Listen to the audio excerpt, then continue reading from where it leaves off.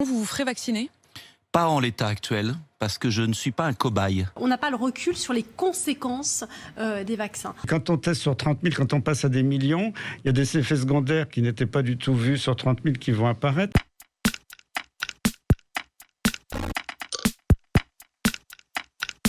On a beaucoup de données, donc sur à 100%, c'est toujours difficile à affirmer.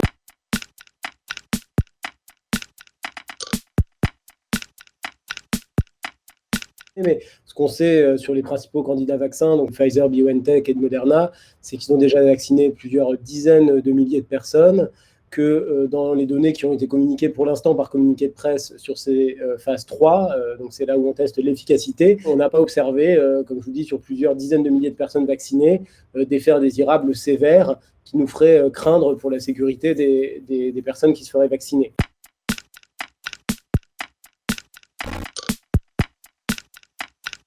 C'est vrai, c'est une technologie de vaccin par ARN qui est étudiée dans des essais cliniques de faible ampleur, on va dire, plusieurs centaines de participants depuis 2013, qui ont déjà été utilisés chez l'homme, pour Zika, pour d'autres maladies virales, notamment la grippe, qui n'ont jamais montré d'effets indésirables sévères. Sur plusieurs dizaines de milliers de personnes vaccinées, certaines il y a plusieurs mois, on n'observe pas de signal préoccupant.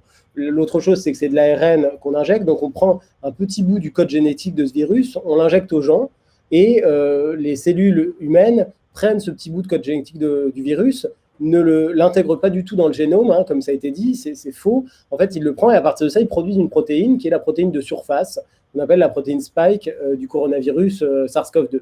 Cette protéine de surface, ils la produisent très transitoirement, pendant peut-être quelques jours, et ça permet de développer une immunité des personnes vaccinées contre cette protéine du virus.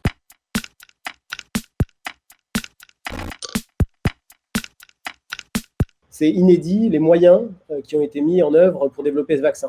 C'est-à-dire on n'a jamais vu autant d'industries pharmaceutiques, de laboratoires de recherche académiques qui se sont mis avec un objectif commun, développer un vaccin pour le SARS-CoV-2. Il y a une partie de la course qui est commune, c'est-à-dire tout ce qui a trait à l'identification de la protéine, au code génétique de la protéine, au développement global de vaccins ARN. Tout ça est publié, accessible pour toutes les industries, tous les organismes de recherche qui travaillent dessus. Et puis les autres points, c'est que déjà ça cible une protéine de surface du coronavirus qui s'appelle Spike, qui est à la fois extrêmement accessible, puisqu'elle est à l'extérieur, elle forme la couronne du virus, elle ne mute pas, parce qu'elle est indispensable à l'entrée du virus dans les cellules humaines. Ça en fait une cible finalement extrêmement intéressante pour ce vaccin et qui simplifie le développement finalement de ces vaccins. Toutes les étapes de la recherche clinique vaccinale ont été suivies, aussi bien les étapes précliniques chez les animaux que les phases 1, chez un petit nombre de personnes volontaires, quelques dizaines, pour évaluer la tolérance, la sécurité du vaccin, les doses. Les phases 2, sur plusieurs centaines de participants, on évalue à nouveau la tolérance, les doses, un peu la production d'anticorps. Et puis ensuite, les phases 3, chez des dizaines de milliers de personnes. Donc globalement, on arrive avec un dossier certes rapide, mais qui a été monté avec toutes les données qu'on a l'habitude de voir pour approuver un vaccin.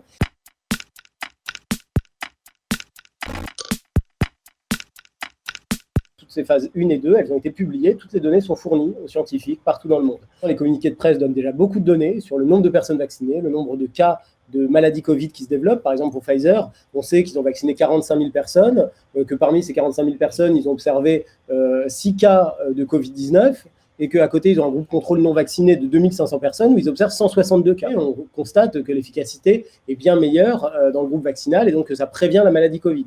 Pareil, ils nous ont donné les pourcentages d'effets indésirables. On sait que 4% des gens dans Pfizer ont des maux de tête relativement invalidants pendant quelques jours.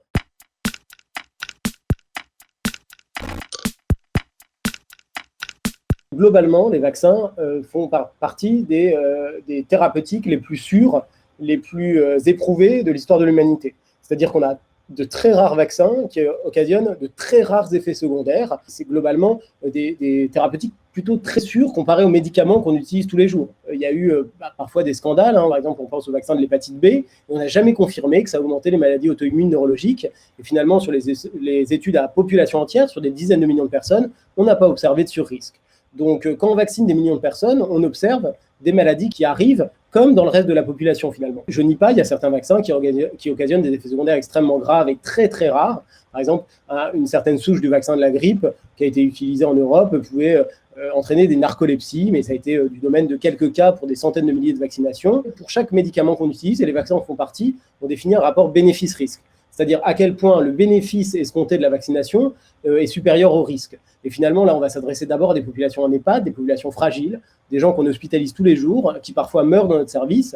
Et il me semble que le risque pris d'avoir 1 sur 1 million hypothétique d'un effet secondaire grave, il est infiniment inférieur au bénéfice de ne pas avoir une maladie Covid-19 quand on est fragile. Si on utilise un vaccin et qu'une personne sur 1 million a un effet secondaire grave, pour l'instant ce n'est pas le cas, mais que en fait, une personne sur 100 on la sauve parce qu'on lui évite un Covid sévère en réanimation, il y a un intérêt à vacciner.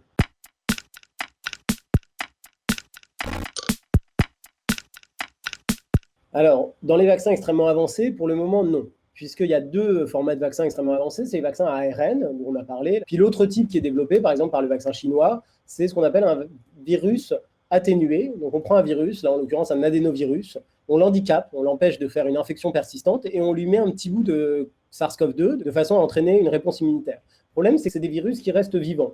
Et chez les gens qui sont immunodéprimés, donc un système immunitaire qui marche un peu moins bien, ils peuvent entraîner une réplication de ce virus, de cet adénovirus, et ils sont également à risque d'effets secondaires. Bien sûr extrêmement rare, et bien sûr avec une balance bénéfice-risque en faveur du vaccin, mais on ne peut pas dire comme ça que c'est plus sûr que les vaccins ARN. Il y aura des vaccins qui, historiquement, on sait, sont mieux tolérés, et ce n'est pas forcément moins d'effets secondaires graves, parce qu'il y en a très peu, mais en tout cas, moins de syndrome grippal, moins de fièvre, moins de douleur, moins de fatigue. Ces vaccins, c'est les vaccins antigéniques, où on fournit directement un bout de protéine du virus. Ces vaccins ne sont pas encore à un stade de développement qui permettent de les utiliser, ou ils ne sont pas en cours de validation.